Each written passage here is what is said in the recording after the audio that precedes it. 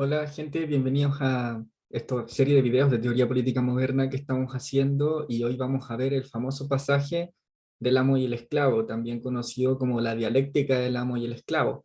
Este libro, o sea, este pasaje está en un libro de Hegel que se llama La fenomenología del espíritu y ha sido de gran relevancia para la ciencia, o sea, para la filosofía política en general. Este es uno de los pasajes más importantes de la teoría política y de la filosofía política en general. De aquí surgen varias, varias cosas que van a ser importantes en el siglo XX, siglo XXI, etc. Y un dato curioso, primero, es que el nombre de este pasaje no es la dialéctica del amo y el esclavo, sino de la autosuficiencia y la no autosuficiencia de la conciencia, ¿ya? De señorío y servidumbre, no amo y el esclavo. Eh, entonces vamos a proseguir. Bueno, sin más preámbulos, comencemos. Yo creo que para entender mejor este pasaje, y vamos a ver como una interpretación por encima, porque profundizar en esto nos va a exigir más, para entender mejor este pasaje hay que ver un poco dónde estamos situados, porque muchas veces con estas obras que son tan grandes uno se puede perder, y es bueno para nosotros saber qué es lo que el autor está intentando hacer.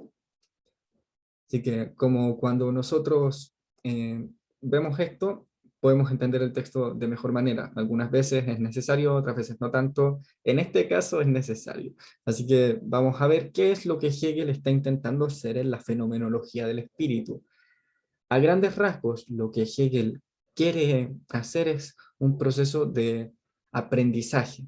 Por así decirlo, el problema que él encuentra es que pensamos el mundo de una manera unilateral, pensamos los conceptos de una manera bastante estrecha, hay que pensarlos de una manera más, él va a decir dialéctica, en sentido, hay que pensar en un sentido abstracto, hay que pensar que los conceptos son una red de conceptos que se interrelacionan en un todo. El conocimiento absoluto que hace falta para pensar la realidad de este modo es el propósito de la fenomenología del espíritu. Entonces, lo que va a hacer Hegel es comenzar en el prefacio y en la introducción dando cuentas del proyecto que él pretende hacer, y posteriormente va a pasar a presentar tres capítulos: la certeza sensible, la percepción y la fuerza y el entendimiento, donde la conciencia va a pasar desde su modo más intuitivo, más inmediato de pensar la realidad, a través de los sentidos, pasando por otras perspectivas ontológicas. La percepción va a abordar lo que es la cosa y sus propiedades, y en la fuerza y el entendimiento va a abordar lo que es el, él llama el mundo, el, lo que era el mundo suprasensible, que en el fondo es el mundo de lo abstracto, las leyes generales, las leyes físicas, etcétera, en la fuerza y el entendimiento. El concepto de fuerza era bastante popular en estos años donde estaba el auge de la física mecánica, el giro de Newton, etcétera. Entonces, lo que tenemos acá en estos tres primeros capítulos es que la conciencia va evolucionando desde formas más simples de pensar hasta formas más complejas de pensar. Pero si se fijan, tanto la certeza sensible como la percepción, como la fuerza y el entendimiento, buscan la verdad del mundo en el mundo externo, no en nosotros, en el mundo externo, la cosa, los objetos, las leyes físicas, las leyes naturales, etcétera.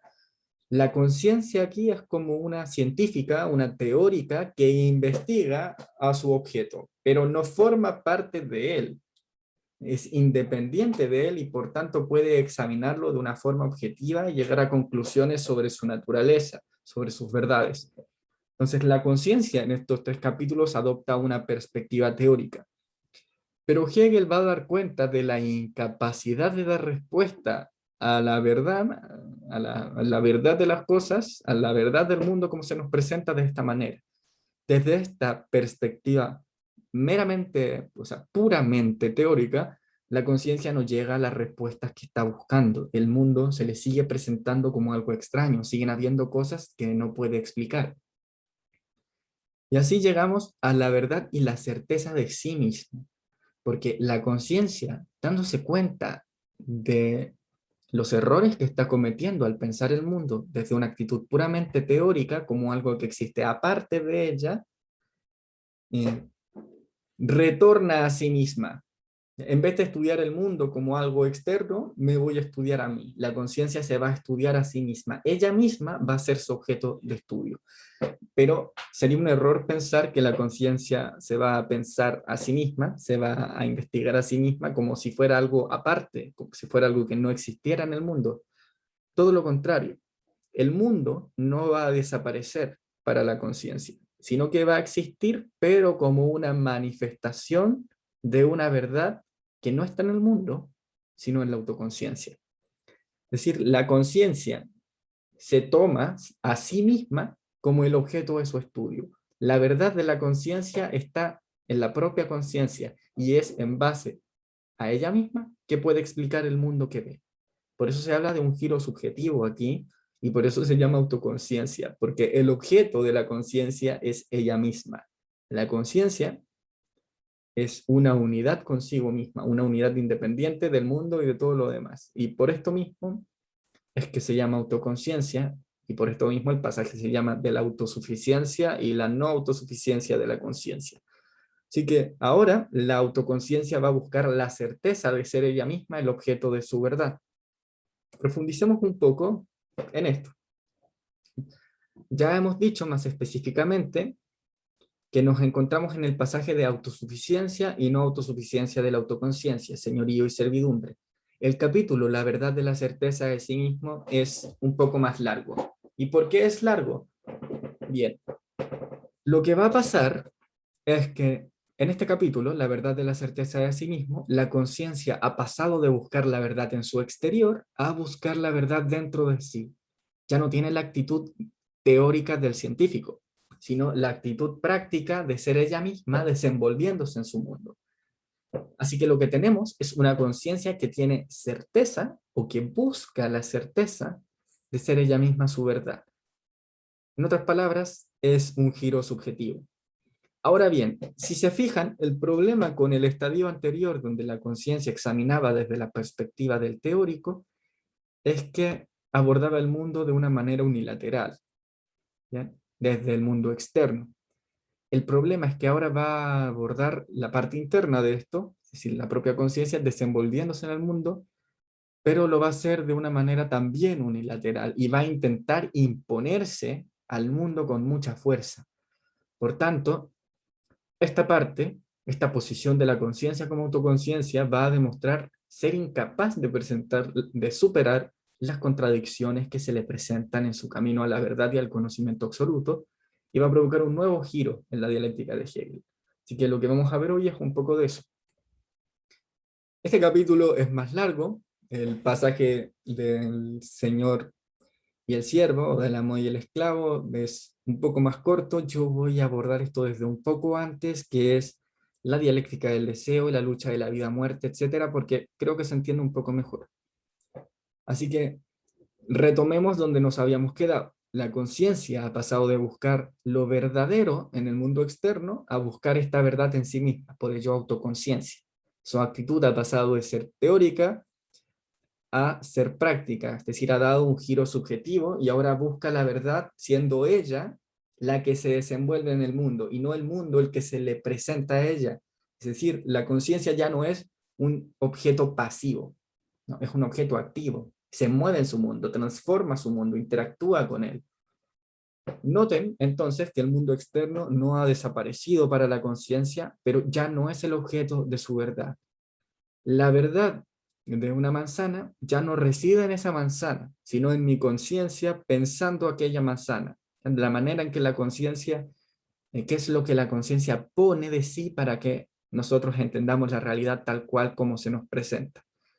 Así que la autoconciencia se denomina así porque es ella misma su objeto, se encuentra en búsqueda de la certeza de sí, porque la autoconciencia necesita saberse independiente. La conciencia se va a enfrentar a este mundo externo como un ser otro. Y fíjense que la autoconciencia necesita la certeza de su propia identidad, necesita saberse como una única, una individualidad que está presente y que se piensa a sí misma como algo independiente y autosuficiente de todo lo demás. Pero el mundo externo es el reino de lo genérico. Existe el género de los animales, el género de los árboles, el género de los autos, o sea, los autos no son naturales, perdón, el género de las plantas, iba a decir, etcétera. Entonces, hay una tensión que se genera entre lo genérico y esta conciencia que requiere la certeza de su propia identidad única. Entonces, lo que tenemos acá es una contradicción que se genera cuando esta conciencia se ve a sí misma en este mundo. La conciencia necesita estar segura de sí como objeto de verdad, y para esto tiene que demostrar que no depende de lo exterior, que no lo necesita, que puede negarlo, que puede consumirlo, que puede doblegarlo y hacer lo propio. Es decir, la conciencia debe apropiarse del mundo exterior para demostrarse a sí misma autosuficiente, y así va a alcanzar la certeza de sí y la unidad consigo misma. De eso se trata este pasaje. Noten que para que la conciencia esté segura de sí como objeto de verdad, debe negar al otro, debe superarlo, debe consumirlo. Solo así puede establecer unidad consigo misma. Esta oposición entre la certeza de sí que la conciencia busca y el ser otro, que se le presenta como algo hostil, da nacimiento a la dialéctica del deseo. Y veamos los momentos del deseo más detenidamente. Ok, en un primer momento la conciencia va a percibir la extensión íntegra del mundo sensible, el mundo externo, lo natural, etc. Eso no va a desaparecer, la conciencia va a ver que está ahí. Pero en un segundo momento, la conciencia se va a percibir a sí misma como objeto de su verdad. La conciencia busca esta unidad consigo misma, el yo igual a yo. Ok, el primer momento solo es para la conciencia en tanto es referido por este segundo momento. Y esto es un poco complicado de entender así como está formulado, pero en otras palabras, esta extensión del mundo sensible es para la conciencia la manifestación de una verdad que reside en sí misma. Y por esto se habla de un giro subjetivo. La autoconciencia es su verdad. Y en esta verdad se le presenta, o sea, esta verdad, el mundo sensible es una manifestación de esta verdad. Es la autoconciencia la que pone los elementos para que la realidad se le presente tal cual se le presenta. Es decir, ella organiza las categorías de su pensar para que se vea las cosas, conozcamos las cosas tal como las conocemos. Entonces, el deseo va a ser el movimiento de la autoconciencia que niega el ser otro y se apodera de él de forma que lo hace suyo. Es decir, el deseo consiste en la negación de lo otro para demostrar que podemos consumirlo, podemos superarlo, y de esa forma nos demostramos nuestra propia independencia. No dependemos de lo otro, podemos consumirlo, podemos eliminarlo, lo negamos. Pero, ¿cuál es el objeto de este deseo? ¿Cómo se niega al ser otro? Se lo consume, su verdad radica en ser negado por la conciencia que está buscando la unidad consigo misma, que está buscando apropiarse de su mundo externo. Naturalmente, la conciencia no desea la verdad del objeto, no le interesa el objeto como tal, como otro. Le interesa qué tal es el objeto para ella misma. Lo que la conciencia busca es su propia unidad, no la verdad del objeto, busca la verdad de sí misma. La negación del objeto es su medio. Entonces, el objeto del deseo no es la cosa, es el deseo mismo. Y un paralelismo que podemos hacer es con el tan criticado consumismo hoy en día, que tú básicamente lo que persigues es el deseo de consumir. Cuando consumes un objeto, quieres otro, y quieres otro, y quieres otro. Bueno, esto va por el mismo lado. En un principio, el deseo conduce a los objetos del mundo y luego a un objeto más cercano, la vida. ¿Ya? Desea la vida, desea doblegar a los seres vivos que están ahí, que se le presentan, y demostrar que están más allá de la mera vida natural, que es independiente incluso de la mera vida.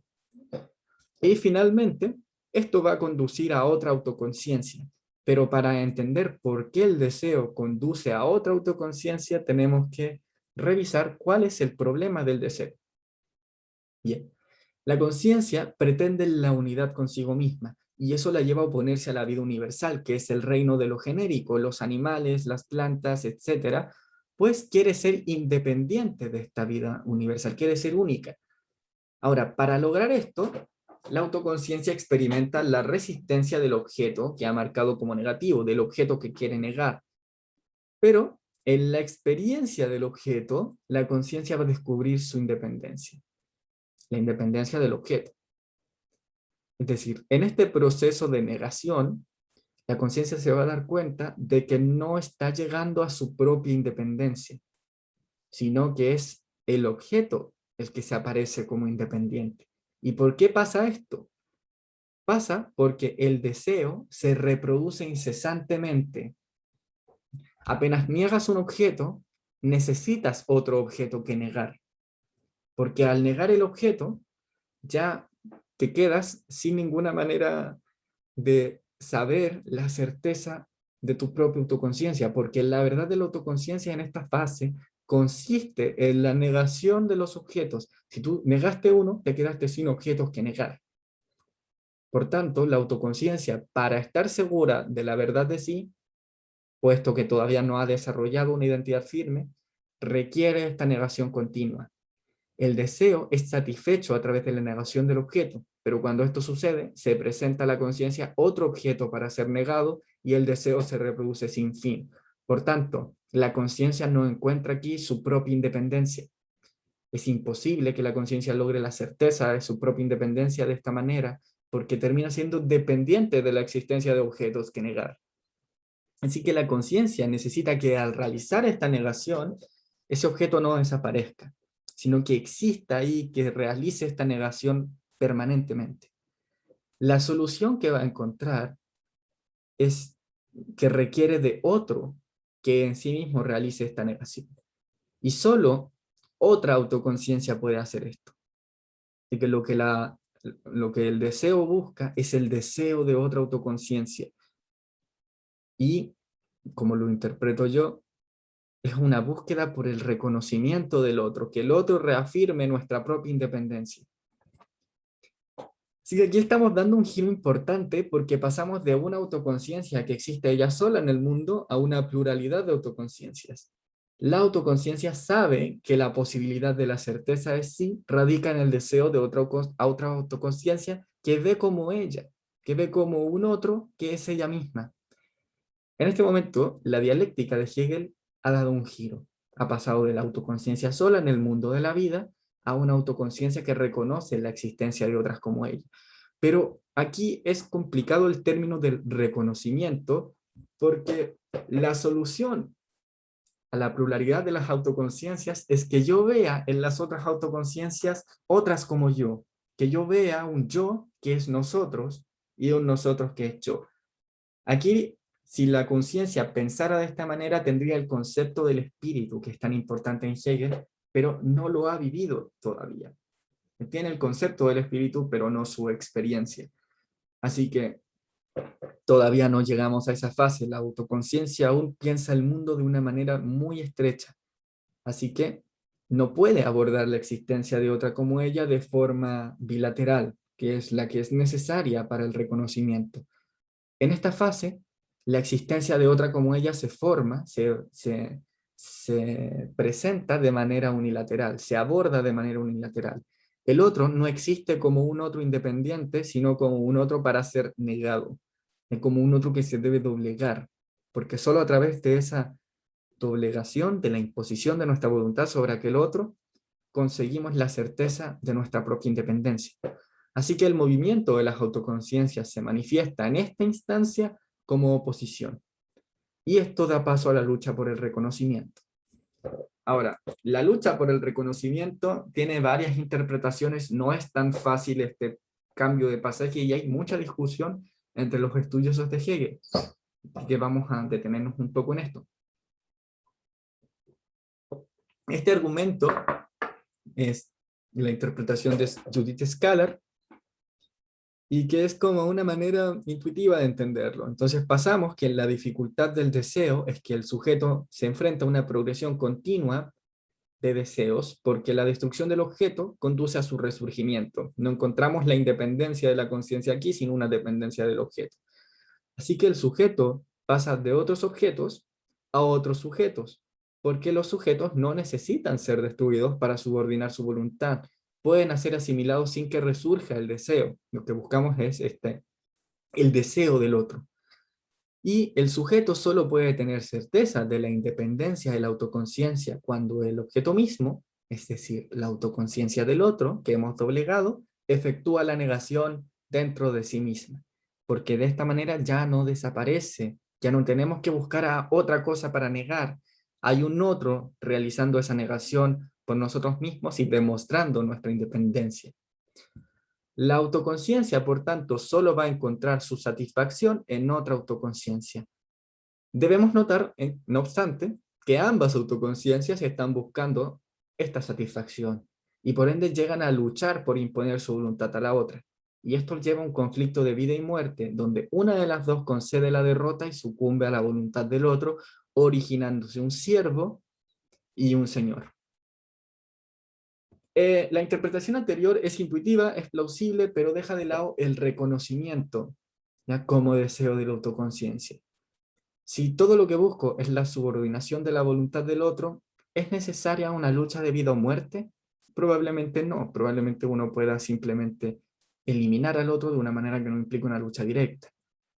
Bien, una explicación es que queremos el reconocimiento del otro, pero no queremos reconocer al otro porque eso amenaza la propia unidad de la autoconciencia, así que buscamos el reconocimiento unilateral del otro. Queremos que el otro nos reconozca, pero no queremos reconocerlo a nosotros mismos, porque si nosotros lo reconocemos a él, nos perdemos en el otro. Recuerden que aquí la autoconciencia no tiene una identidad fija, no la ha desarrollado.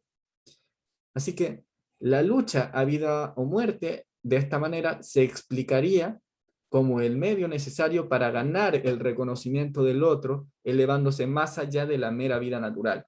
Queremos que el otro nos vea como un ser que está dispuesto a morir por el reconocimiento de su independencia, un ser que es más allá que la mera vida natural, que lo que le importa es la certeza de sí. No vive solamente para vivir, vive para ser un único, independiente, etc.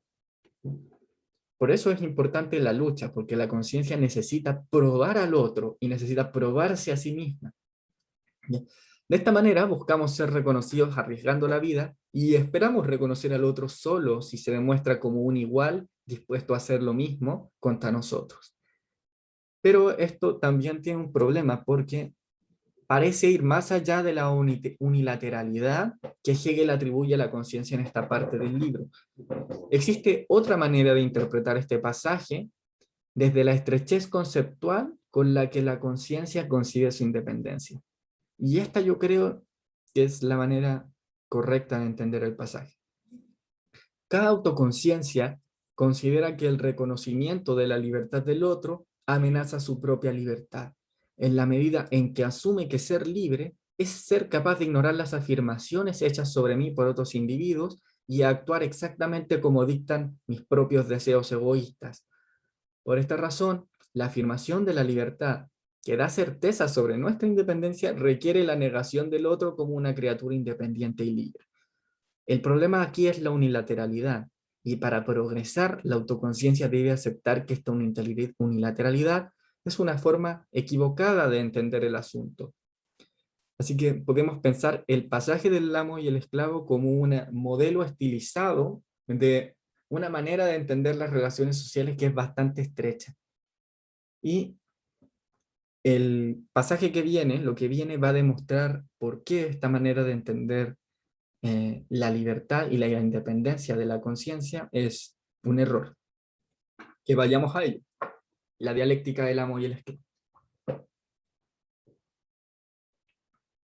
Noten que el problema de la lucha de la vida o muerte es que si yo mato a la autoconciencia, voy a requerir otra autoconciencia que se presente y que yo tenga que volver a luchar con ella, y si la mato, voy a tener que hacer lo mismo de nuevo y así sucesivamente. Y no voy a alcanzar la certeza de mi independencia porque no voy a conseguir el reconocimiento del otro al matarlo.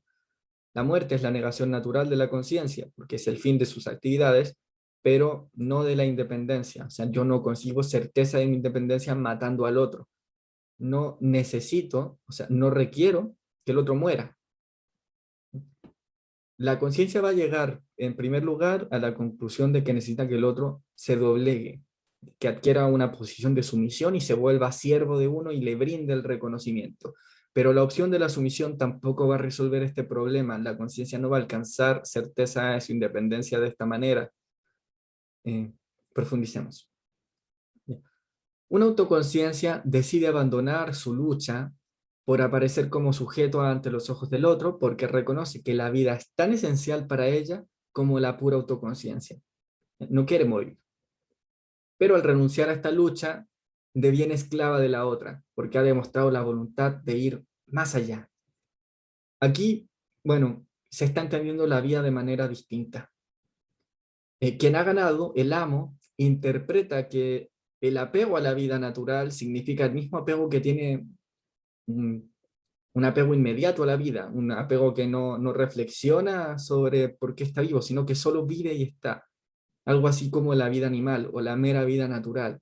Y la conciencia del amo quiere ser más que esto, entonces le da lo mismo morir en esta lucha por el reconocimiento. Está dispuesto a sacrificar la mera existencia para tener certeza de sí.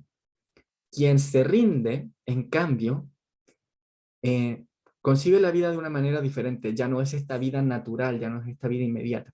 Pero esto es algo que voy a abordar en la próxima lámina. De momento pasemos al amo. El amo ha demostrado estar dispuesto a ir más allá de la vida para alcanzar el reconocimiento. Y en esto ha logrado que el otro se doblegue ante él y que por tanto sea su siervo, que construya para él, que trabaje para él. De esta manera, el amo puede superar su extrañamiento del mundo, no destruyéndolo, no negándolo él mismo, sino usando al esclavo. Y el esclavo va a realizar la negación por él, va a consumir por él, le va a traer sus alimentos, va a trabajar por él, etc. De esta forma, el amo ya no enfrenta el problema visto en el deseo y alcanza la certeza de su independencia. ¿Por qué? Porque ya no convive con objetos que negar y quien le da el reconocimiento es su esclavo. Pero esta estabilidad es ilusoria.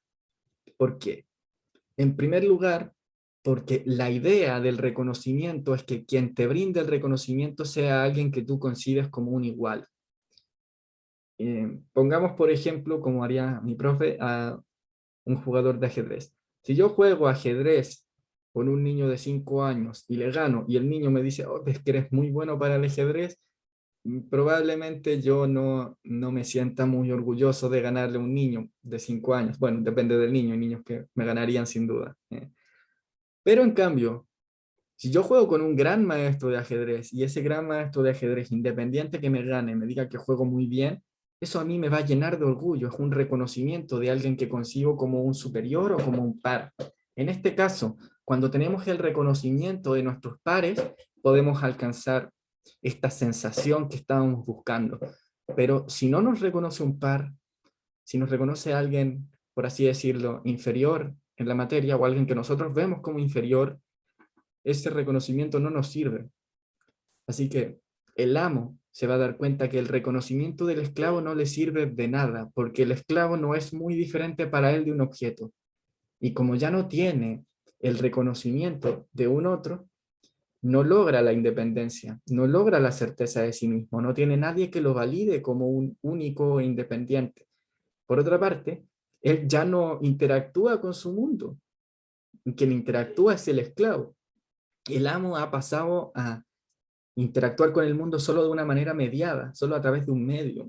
Y por tanto, queda en una situación de donde no ha alcanzado la independencia, depende de los otros y el reconocimiento tampoco lo ha adquirido. Por tanto, esta estabilidad que habíamos visto era ilusoria y el amo no ha alcanzado la liberación ni la independencia ni la certeza de ser un único.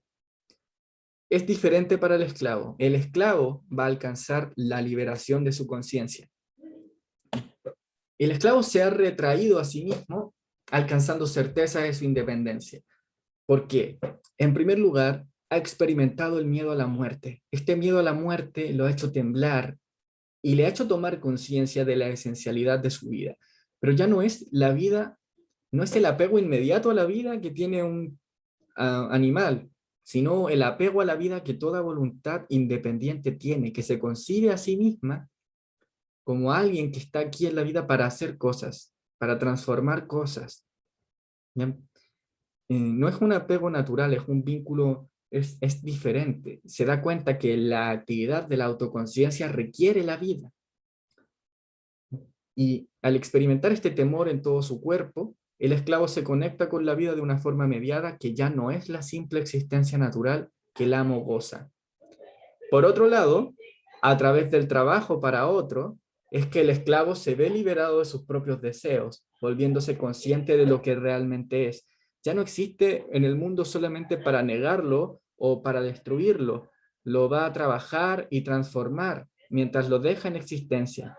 El esclavo va a descubrir que puede dejar huella en el mundo de forma duradera, ¿ya? Y esto es algo que el amo no experimenta.